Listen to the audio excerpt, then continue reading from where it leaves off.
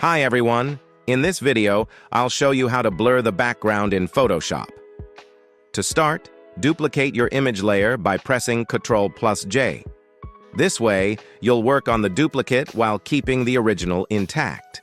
Next, select the Quick Selection tool from the toolbar.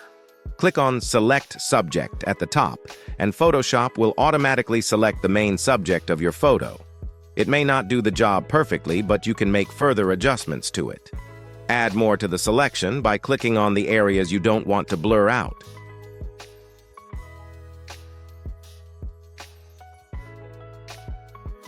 Adjust your brush size by pressing the bracket keys to make more precise selections.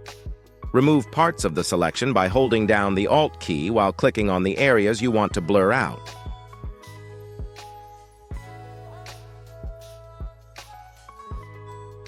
Now right-click on your image and choose Select Inverse to select everything except the subject. With the background selected, go to the top menu, click on Filter, then choose Blur, and select Lens Blur. Adjust the radius slider to set the amount of blur you want. This will give your background a smooth, out-of-focus effect. If you found this video useful, please show your support with a like.